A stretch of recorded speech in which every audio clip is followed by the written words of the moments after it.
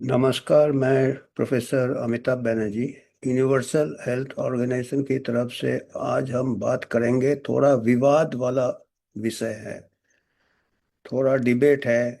काफी पक्ष विपक्ष, कुछ ऐसा रिश्ता होते हैं जो रिश्ते कई बार समझ में नहीं आते रिश्ता कैसे होते हैं। कुछ रिश्ते कुछ छुपाए जाते हैं, कुछ रिश्ते खुल्लम खुल्ला होते हैं। तो ऐसे बीमारियों में भी ऐसे ही होते हैं कि बीमारियां का कई पर्टिकुलरली जो क्रॉनिक डिजीज है, जैसे कैंसर हुआ और भी कई हार्ट डिजीज वगैरह, इसमें कई फैक्टर्स होते हैं। कई इसके एक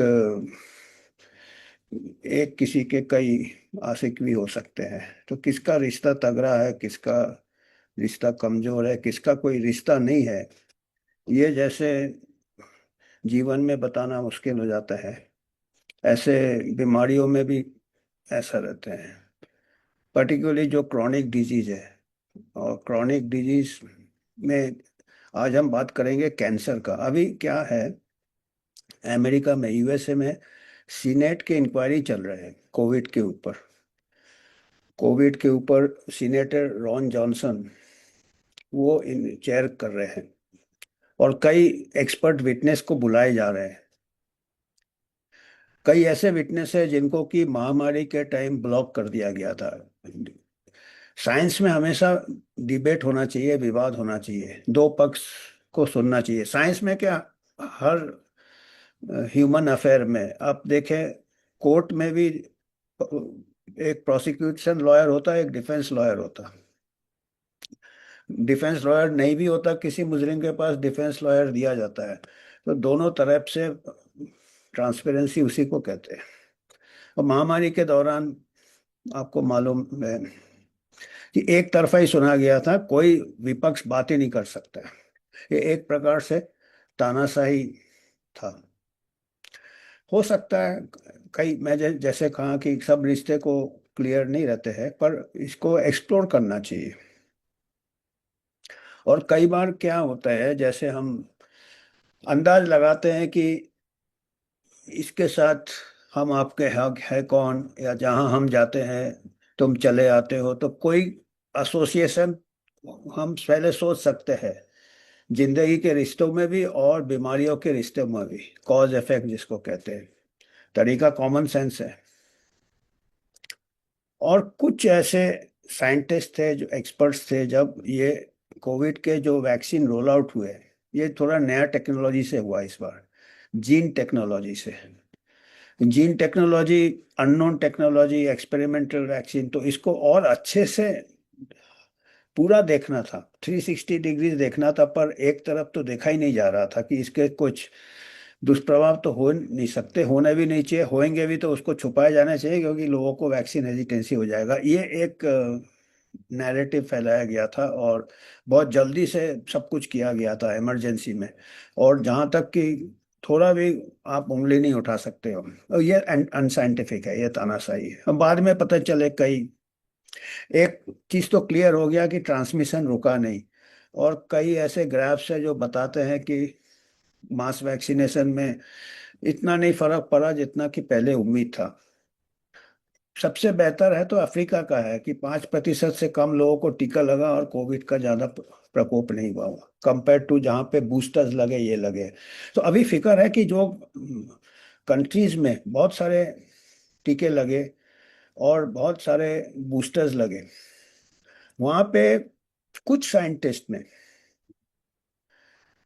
चिंता प्रकट किया कि कैंसर के रेट्स बढ़ गए। ये तो खैर कुछ इंडिविजुअल साइंटिस्ट है जो कि बहुत एक्सपीरियंस्ड है। एक हम बताएंगे, उनका वीडियो भी हम बताएंगे, उनका टेस्टिमनी बताएंगे। जैसे मैंने कहा कि वहाँ इंक्वायरी चल रहा है सीनेट में, तो रिकॉर्डिंग हो रहे हैं, 3 तारीख से चालू हुआ, तो रिकॉर्डिंग हो रहे हैं। तो वो रिकॉर्डिंग हम बताएंगे। आज कैंसर की बात कर रहे हैं तो कई चीज़ों का टेस्टिमनी है कि वैक्सीन का, जो कोविड वैक्सीन का दुष्प्रभाव हार्ट के ऊपर क्या, मायोकार्डाइटिस, ये तो कई ऐसे आए, क्लॉट्स आए, ये है। जैसे वैक्सीन विड्रॉ भी करना पड़ा एस्ट्राजेनेका कोविशील्ड को। तो तो आज कैंसर के ऊपर कई लोगों ने चिंता प्रकट किया, क्योंकि इसके कई मैकेनिज्म भी है और कुछ डेटा भी आए थे। और जो एंगस डगलिस है, वो 50 साल का एक्सपीरियंस है उनका, ऑन्कोलॉजिस्ट है, कैंसर स्पेशलिस्ट। वो बोलते हमने अपने लाइफ में ऐसे नहीं देखे जो हमने वैक्सीन रोल आउट के बाद देखे, जिन लोगों का कैंसर बिल्कुल दब गया था, मेलानोमा जो स्किन कैंसर, पूरा रेमिशन में थे। हमने हफ्ते में कई केसेस को एग्रेवेशन होने में देखे, फैलने में देखे, और यंग एज में हमने कैंसर देखे, हमारे कलीग्स ने कैंसर देखे, जो हमने 50 साल के लाइफ टाइम में नहीं देखा था। तो ये एक सिग्नल है, इसको हम। और दूसरा पक्ष कहता है कि नहीं, जो उनके कैंसर इंस्टीट्यूट वगैरह अमेरिका के, वो कहते नहीं, ये क्या है कि कोविड के टाइम मिस हो गया डायग्नोसिस, इलाज नहीं हुआ, वो वजह है। वो हो सकता है, वो भी वजह है, पर जांच तो करना चाहिए, सोचना तो चाहिए। और एक स्टडी कोरिया से आया है, बहुत बड़ा स्टडी है, साउथ कोरिया से। 8 मिलियन डेटा सेट में किया है उन्होंने, और फॉलो अप किया 2021 से, जब से वैक्सीन रोल हुआ, टू 2023। तो 1-2 साल का जो भी फॉलो अप पीरियड है। तो उन्होंने देखा कि जो लोग ने वैक्सीन लिया, ये बहुत अच्छा रहता है कि एक ने वैक्सीन लिया, एक ने लिया, उनको फॉलो अप किया पूरा डिनोमिनेटर के साथ। तो उन्होंने देखा कि उस स्टडी में जो पाए हैं इन्वेस्टिगेटर्स ने, कि कई कैंसर के रेट्स बढ़ गए जिन्होंने वैक्सीन लिया, कंपेयर टू जो है वैक्सीन। वो पॉपुलेशन लेवल डेटा है, 8 मिलियन का काफी बड़ा सैंपल है। अब उसके भी विपक्ष में लोग बोलते हैं कि नहीं, उसमें कई गलतियां है, रिकॉर्ड है, ऑब्जर्वेशन है। वो है, तो हर स्टडी में कमियां रहती है। जैसे हम डे टू डे लाइफ में हर रिश्ते में हम कई बार खुद ही नहीं समझ पाते क्या रिश्ता है, बाकी लोग क्या समझेंगे। पर इसका स्टडी तो होना चाहिए ना। और हमारे कंट्री में तो बहुत बड़ा पॉपुलेशन है, 100 करोड़ को दिया है, तो बहुत डेटा डिविडेंड हो सकता है। तो ऐसा डेटा सेट हमारे से भी कर सकते हैं, जैसे साउथ कोरिया ने किया। अब हमको पता चलना है। अब ये कहेंगे लोग कि अभी रात गई बात गई, अभी तो कोविड हो गया, अभी क्यों ये सब मुद्दे उठाए जा रहे हैं।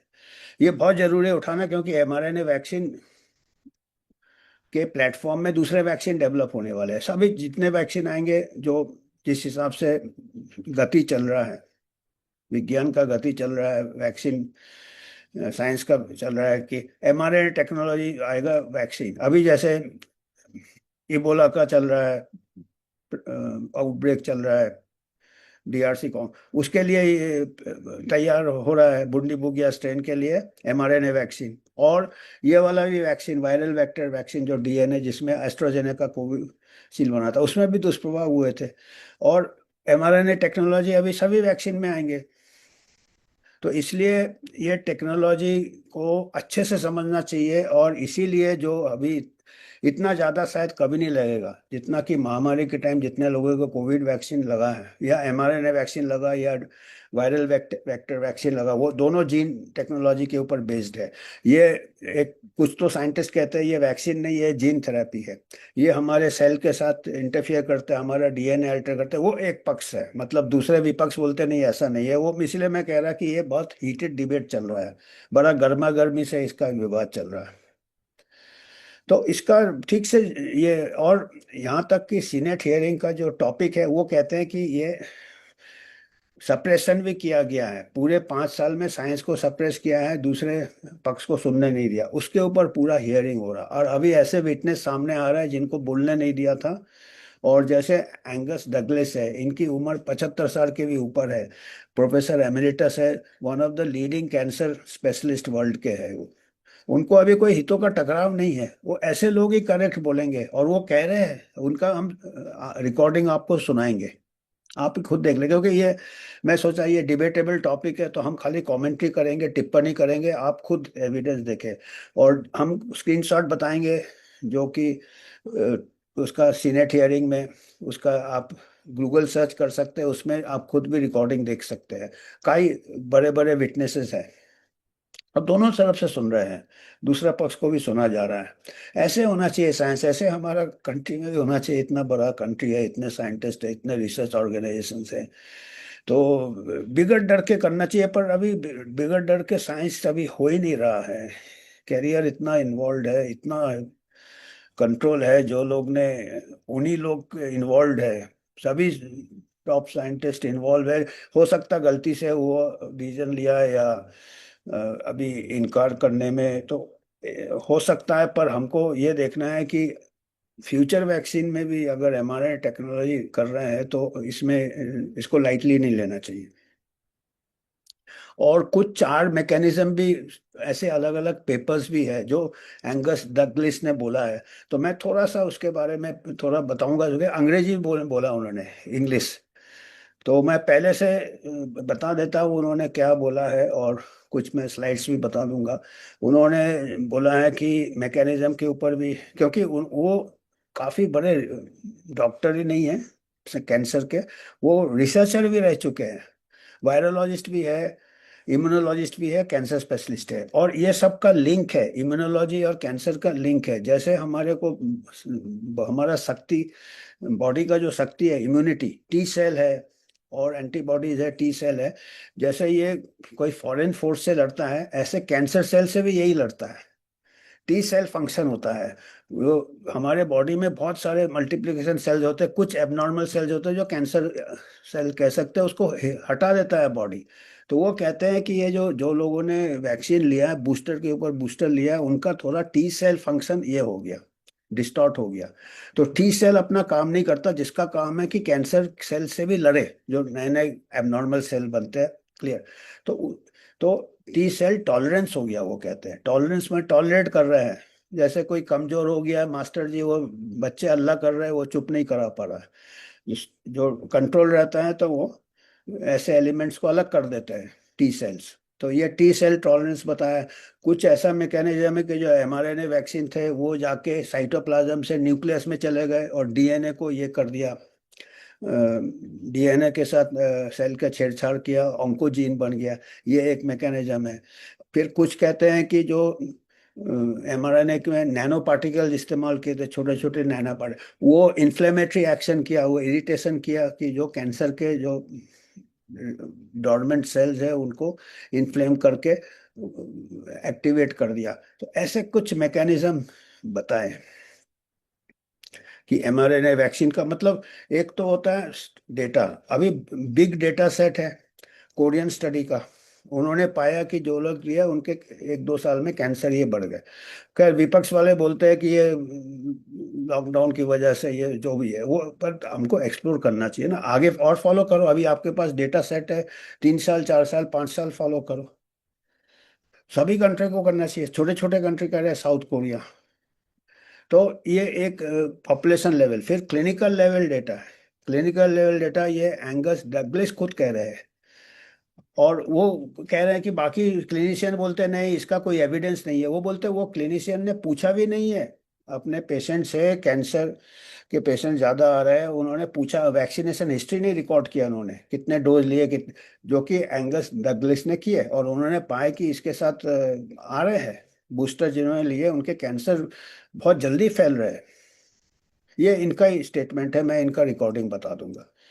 तो ये सब चीज़ें जो है, ये हम ये करेंगे, आपको बताएंगे कि ये हम खाली सामने रख रहे हैं। अपना यूनिवर्सल हेल्थ ऑर्गेनाइजेशन बिल्कुल न्यूट्रल पोजीशन रखना चाहता है, और हमको खुद खेद होगा कि अगर ऐसा हो गया है, इतना मास वैक्सीनेशन हो गया, इतना ये इसके अगर, पर हमको ये है कि फ्यूचर में और नहीं बनना चाहिए। और हम यही कहेंगे कि ये फॉलो अप, वैक्सीनेटेड अनवैक्सीनेटेड में डेटा सेट फॉलो अप करना चाहिए, लॉन्ग टर्म मॉनिटर करना चाहिए, और इंडिपेंडेंट रिसर्च होना चाहिए। इंडिपेंडेंट और पब्लिक डोमेन में रखे कि इंडिपेंडेंट साइंटिस्ट। और अमेरिका में अच्छा हियरिंग हो रहा है, अब जो भी ये हो, कम से कम हियरिंग तो हो रहा है। तो हम कुछ स्लाइड्स आपको बताते हैं जो हमने बनाए हैं, सो दैट आप डगलिस का ये समझ पाए। तो ये तो हम पूछ रहे हैं कि कोविड-19 वैक्सीन और कैंसर पर गर्मा गर्म बहसें चल रही है, बहस डिबेट, अच्छा बात है। जितना डिबेट स्ट्रांग होता है उतना साइंस स्ट्रांग होता है। तो ये तो कोरियन स्टडी है, 1 year risk of cancer associated with COVID-19 vaccination, a large population based cohort study in south Korea. ये 2025 को पब्लिश हुआ। ये 8 मिलियन के ऊपर पॉपुलेशन था उनको फॉलो किया। फिर ये छोटे से जो इनका मेन पॉइंट्स ये हैं, oncogenic SARS has been propose real world data on कोविड-19 ऑन वैक्सीनेशन। तो ये लार्ज स्केल किया था इन्होंने 8 मिलियन के ऊपर, 8,404,849, तो करीब 8 मिलियन के ऊपर 2000। और Korea national health insurance database, और वो जो पॉपुलेशन था वो कैटेगराइज किया दो ग्रुप में, कोरोना ने वैक्सीन लिया, जो लोग ने वैक्सीन नहीं लिया। ये इस टाइप के स्टडी करने चाहिए, हमारे सब डिजिटल प्लेटफॉर्म में डेटा होना चाहिए, और इनको आगे फॉलो किया। तो इन्होंने क्या क्या पाया कि कैंसर रेट्स बढ़ गए, रिस्क किस टाइप के कैंसर, जो डीएनए वैक्सीन जो लिए थे जैसे एस्ट्राजेनेका कोई, उसमें thyroid, gastric, colorectal, lung and prostate cancer. और एमआरएनए वैक्सीन में thyroid cancer, colorectal cancer, lung cancer, breast cancer, और ये सब रेट्स बढ़ गए। और एसोसिएशन ये कह रहे हैं कि इनके स्टडी में पाया गया एसोसिएशन बिटवीन कोविड-19 वैक्सीनेशन और कैंसर इंसिडेंस बाय एज से। Further research is needed. उन्होंने कहा कि रिसर्च चाहिए वेदर वैक्सीनेशन स्ट्रेटजीज में भी optimal for population in need of covid vaccine. इस टाइम तो कोविड-19 वैक्सीन का ही बात किया, पर हमको बताया, जैसे हमको फिक्र है कि दूसरे वैक्सीन भी हमारे प्लेटफॉर्म में बनाने जा रहे हैं। तो इसलिए ये बहुत इंपॉर्टेंट टॉपिक है। और ये जो जो कैंसर इन्होंने बताया कोलोरेक्टल, ये एंगस डगलिस भी अपने स्टेटमेंट में बताएंगे, आप सुनेंगे उनको। तो ये यंग पेशेंट में देख रहे हैं। और ये सीनेट हियरिंग का ये टाइट चल रहा है, ये टॉपिक है permanent sub committee on investigation plausible mechanism of covid injection causing cancer and attacks on scientific publication and research. ये जो सीनेट में जो इन्वेस्टिगेशन चल रहा है, कई लोगों ने शिकायत किया है कि, पहली बात शिकायत किया है कि एक तो एसोसिएशन दिख रहे हैं कोविड-19 वैक्सीन और कैंसर से, और दूसरा जो लोग ये एसोसिएशन दिखा रहे हैं उनके ऊपर अटैक किए जा रहे हैं ऑन साइंटिफिक पब्लिकेशन, उनके पब्लिकेशन को दबाए जा रहे हैं और उनके रिसर्च को दबाए जा रहे हैं। ये 3 जून का है, और 2:30 बजे सीनेट बिल्डिंग कहीं। तो ये चल रहा है। और ये मैंने कुछ पॉइंट्स बनाए हैं इधर उधर से, जो कि एंगस डगलिस बोलेंगे कि क्या हो सकता है कि इम्यून सिस्टम में चेंज आ जाता है ओवर वैक्सीनेशन से, बूस्टर से। रिपीटेड एमआरएनए डोजिंग, एक के बाद एक आप डोज दिए जा रहे हैं, वो इम्यून डिस्फंक्शन करता है, हमारा जो बचाव शक्ति है, immunity, such as alter type 1 interferon. Interferon important है कैंसर से भी बचने के लिए और कोई infection. Type 1 inter critical role how the body naturally suppresses tumours, cancer को दबाता है। Suppressing this pathway could allow dormant micrometastasis to resume growth. अगर आप इस इम्यूनिटी को छेड़छाड़ हो जाता है मल्टीपल डोज के साथ, क्योंकि दोनों इम्यून सिस्टम के साथ छेड़छाड़ हो रहा है, तो ये एंगस डगलिस भी कहते हैं।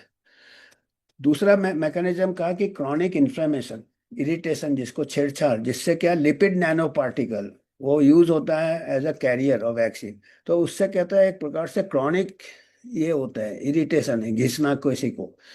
A well-established driver that can alter microenvironment surrounding stable or minimal residual disease, potentially promoting tumor growth। तो ये भी कैंसर को एग्रेवेट कर सकता है। तीसरा है ये प्रोलॉन्ग स्पाइक प्रोटीन, वो एक हमेशा फिक्र रहा है, शुरू से कई साइंटिस्ट ने बोला, जो ये बॉडी स्पाइक प्रोटीन बताता रहता है, वो सेलुलर माइक्रो आरएनए, और ये इससे क्या है, सॉलिड ट्यूमर और हिमेटोप्रोलिफरेटिव डिसऑर्डर, तो ये स्पाइक प्रोटीन एक्टिवेट कर सकता है ट्यूमर्स। ये एक हाइपोथेसिस है, इसके ऊपर रिसर्च होना चाहिए, मतलब कोई चीज़ ऐसा नहीं है, ये कुछ 3-4 इन्होंने मेथड। और एक डीएनए इम्प्यूरिटीज, ये रेजिडुअल जो वैक्सीन में कुछ डीएनए फ्रैगमेंट्स मिले कभी कुछ लोगों को, और ये कहते हैं कि ये DNA genomic integration leading to cancer. और ये डगलिस साहब ने तो ये भी बोला है, प्रोफेसर एंगस डगलिस ने, कि एमआरएनए भी कई बार न्यूक्लियस में जाके डीएनए ये कर सकता है मॉडिफाई। तो ये हम ये थे। और अभी हम आपको बताएंगे, आपको अभी ये आपको अभी ये आप अभी इसमें अभी आप एंगस डगलिस को सुनिएगा, उनका रिकॉर्डिंग उन्हीं के वर्ड में सुनिएगा, तो हमने थोड़ा सा इंट्रोडक्शन दिया जो आप समझ सके। तो आप उनको सुनिए, फिर उसके बाद आगे का। Pioneered the immunotherapy of cancer. He is known for his work on HIV and cancer and received the Joshua Lederberg Prize in 2011 for his work developing cancer treatments. He's been the principal of the Institute of Cancer Vaccines and Immunotherapy since 2000 and a consultant in general medicine, immunology, virology, and oncology since 1986. And by the way, these are very abbreviated biographies. I mean, each one of these individuals on both sides have much larger biographies that you should take a look at, but I forced them to abbreviate it. Dr. Dalgleish. Thank you very much for asking me to give evidence on this. I'd just like to point out that I have done, as you say, I've been in cancer immunotherapy. I've been in cancer immunotherapy for over 3 decades, and I have made big advances in the treatment of cancer with immunotherapy. So this sets the scene that I became aware in early 22 of my patients who'd been stable for years, do mainly melanoma patients. They'd had several different types of immunotherapy. And in 6 weeks, I saw 6 patients relapse with melanoma. They'd been stable for 3 to 18 years. They felt well apart from the relapse. And being investigative, I asked, what was the thing that was common? And the thing that was common is they'd all received a booster vaccine from their general practitioners. Now, I know that these cancers are totally controlled by the T-cell response, so I immediately suspected the T-cell response was being perturbated by the cancer. And initial investigations showed that this was likely to be true. However, there was then a paper published by some doctors in Madrid, which, and I quote, the paper is called "The Evidence of Exhausted Lymphocytes After the Third Anti-SARS-CoV-2 Vaccine Dose in Cancer Patients." I mean, this was absolutely staggering that they showed across hundreds of patients that you get this T-cell suppression. Hard on the heels of this were then numerous reports that following the booster vaccine, we were getting IgG immunoglobulin switching, so you converted the immune system from being aggressive fighting invaders to one of tolerization. So therefore, the immune system was tolerating the cancer, and this was the reason that we were starting to see it. However, it is important at this stage to say that we were getting reports after I first reported this of other cancers. And my initial observation that this was all due to T-cell suppression started to fade into the perspective that other actors were at work with the vaccine, as it were. Colorectal cancer was being reported by my patients, by my fellow surgeons, as presenting late, stage 4, not stage 1 or 2, and early in patients in their 20s and 30s and 40s in a way that we have not seen before. And then in my own practice, as I was looking for patients who'd had other cancers, I noticed that they too had had booster vaccines, and I list them in my report. They go from everything from the common cancers, from breast, prostate, etc., and all the way through to some really unexpected ones, including glioma, and more recently, hematological malignancies. Now, looking at the literature as to why this could be, and I'm involved in 2 big publications. One's been accepted prior to changes, and this shows that there are remarkable at least a dozen mechanisms where messenger RNA can insert into the DNA and activate oncogenes, and more importantly, and especially the long term, they can suppress the suppressor networks, which means if a cancer is starting to evolve, it would normally be maintained, controlled, and this mechanism is being prevented. And the number of people who've shown this is quite enormous. So as an oncologist, who I'm starting to see that it's not only my patients now, it's people I know really well who are going down with cancer, and they're going down more aggressively, and the treatment is not working nearly as well. And I'm used to people saying, oh, there's no evidence that cancer's increasing and that there's anything to do with the vaccine. But I can assure you from the patients that I have seen that many have seen a dozen doctors before. Not one of them has ever asked the vaccine history. So, of course, they see no evidence. And my full detailed research into the messenger RNA vaccines, and I was on the scientific board of a company claimed to be the messenger RNA vaccine company for 5 years and left 8 years ago. So I know a lot more than the average clinician. And myself and others feel that there is no way you can control this technology, and its use for future vaccines should be banned, and the COVID ones stopped now. Independent यूएचओ का account है ये। हम किसी pharma से या कोई private institution से या पॉलिटिकल पार्टी से स्पॉन्सरशिप नहीं लेते हैं। आप ही के मदद से हम आपको ऐसे समाचार